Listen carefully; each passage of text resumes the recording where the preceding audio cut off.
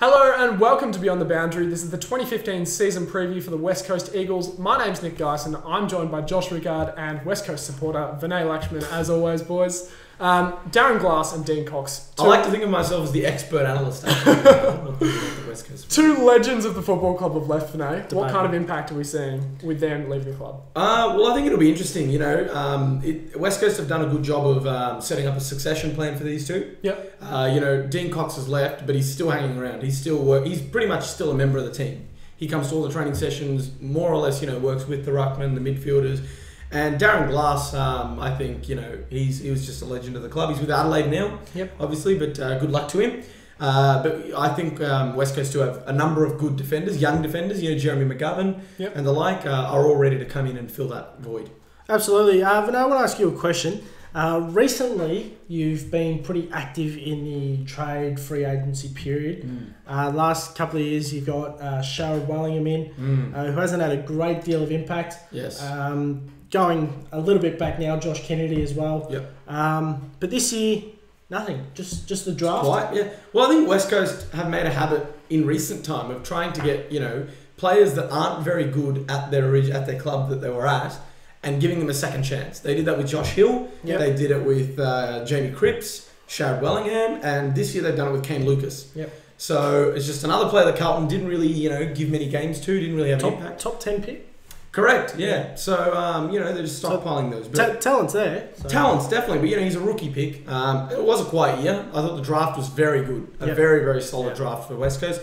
And we'll have to wait and see what impact that has. There are some other players coming in who will almost be like big name recruits. One of them, Bo Waters. Coming back from injury, Vinay's absolute favourite player. Settle. Definitely. I'm going to have to just keep settle, boy.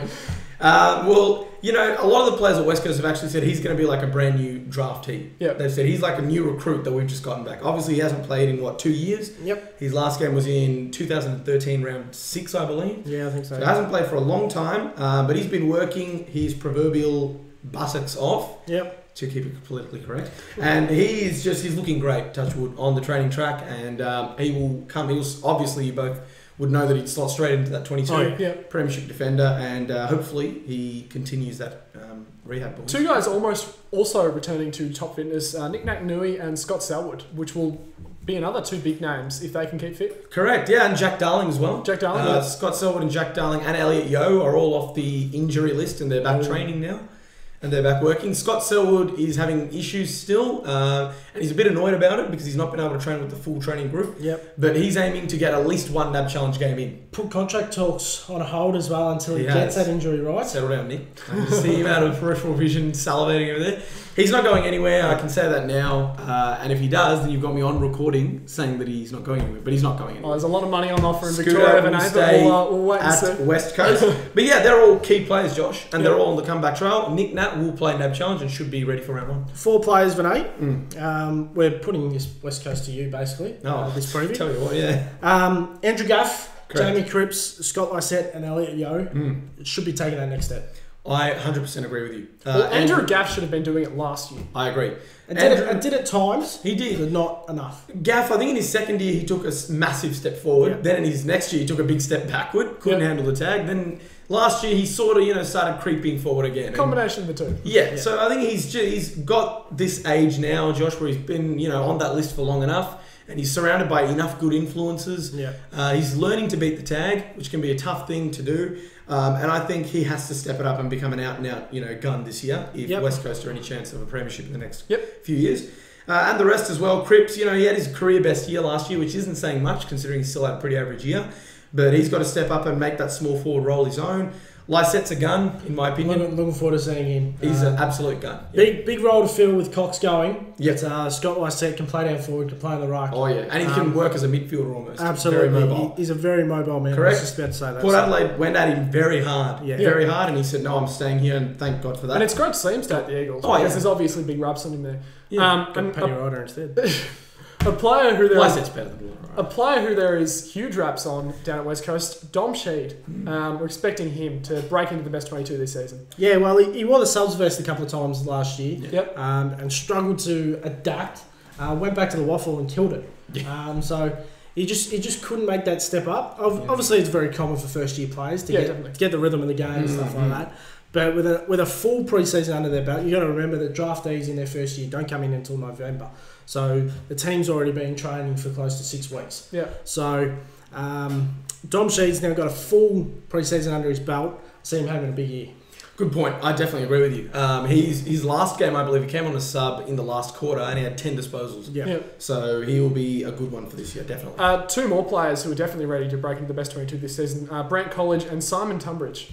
Yeah, Tunners and Brant College, they are good players. They've sort of been the kind of players that are in the waffle, doing well, but they, every time they come into the ones, they haven't really shown much. That bracket in between. Correct, yeah. But, it's the same deal with every club. Once you reach that 22 years of age and you don't take your opportunities, there are now, 3 years worth of draftees behind you who are ready to steal it. You look at your outs, Ash Smith, Jacob Brennan are in those brackets. Exactly. Very good point. Blaine Wilson as well. And they've been shafted, so. Excellent point. They were all guys that were at that 22 years of age, given chance after chance. Yep. They didn't take it, and they said, all right, then we're just going to give it to the draftees that came in after you. Yep. And so this is arguably their last year if they don't step up. Yep. Now, one issue that West Coast have had in previous seasons, the midfield is lacking some serious breakaway pace. Where do you see that coming from this season?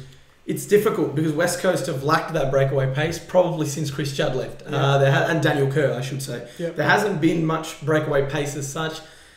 Chris Marston is probably the quickest guy in the midfield, which, compared to some of the other quicksters in the midfield, isn't very quick. Well, but the other one I want to touch on, we touched on him before, is Wellingham. Now, he hasn't been the same player he was at Collingwood. He was a very good player at Collingwood. Oh, definitely. Yeah. He hasn't been the same player since he stuffed his ankle jumping up a Trampoline. Yeah. But he's got that pace. Yep. And he needs to take that step up and say, look, I'm at a new club now.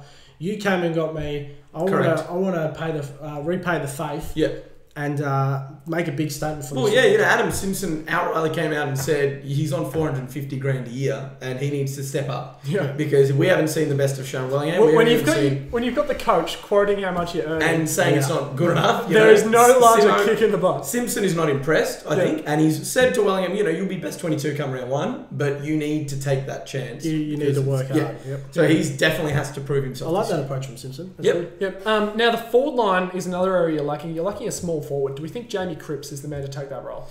Oh, look, Cripper, no one likes him except West Coast fans, and I think there are a lot of West Coast fans that probably don't like him either. Well, Lacroix's a small forward, isn't he? No, Lacroix plays on half forward. He goes into the midfield quite a bit. So Cripps is a good player, I will say that. He's got everything in the right place. He tries his heart out. He's a good tackler. Very good tackler. He had over 7 or 8 tackles on a number of occasions last year. Yeah. But he just needs to be that small forward that kicks those 3 to 4 goals a game. Like the Michael Walters, the Hayden Ballantyne. He needs to become that because if he doesn't, as I said, guys like Malcolm Carpeney are waiting to, say, see you later, Crippy. The other one I want to touch on just quickly before we move on is Murray Newman. Ah, yes.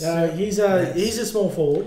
Yes, he is. And he's had a roller coaster few years. Oh, definitely. He certainly has. He's done some time in the old slammer. He has. What can we see from him this year? Well, he's come out and he's blown the pants off of everyone at training. Good. Worked his absolute butt off. He was there before everyone else. Even before pre-season training started, he was there. Fantastic. That's what you like to hear. He's working very hard. He had an injury, I believe, and he's now being just slowly nursed back from that injury. Okay. It's quite bad that he did have that injury because before that he was looking like he was going to be ready for round one. Well, you think back to last year, just before he did go away for a time. Yeah. He was beaten by Adam Simpson in the time trial. Yeah. Now that's something you never want to happen. Being beaten by your coach. That's he was beaten by John Worsfold. John Worsfold. Sorry, going back a little. John Worsfold is much older than Adam Simpson as well. Yes, that's true. What are we expecting, boys? From West Coast, you've just got to see that big jump. We've been expecting for a couple of years. There was top 4 talks 2 or 3 years ago, and we're still not seeing that from them. Vinay, where are they heading this year? Look, I think Bo Waters is a massive inclusion. When he played that full season, they were 5th. And I don't want to make it sound like, he's the guy that is the team. No, but he's very important to that structure, and he's a brilliant leader. One of the best leaders in the AFL, in my opinion, in terms of how he plays and his vocality. Do you think he's in their best 5? Definitely. I'd say he's in their best 3 when he's on song. Okay, yep. He's easily one of the most important players at the club. But I honestly think that they can make the 8, and I think that should be the pass mark, boys. Well, that leads us into the pass mark is to make the 8 this season. We've set the bar high from them. It's been 2 or 3 years since we've seen them there. I think 2013 was it that they finished 5th? Or 2012? 2012. 2012. It's been a while. It's time that we see them up there. 7th or 8th. I agree. West Coast need to make the 8. That brings us to the end of the West Coast Eagles season preview for 2015. We hope you've enjoyed it. We'll see you next time.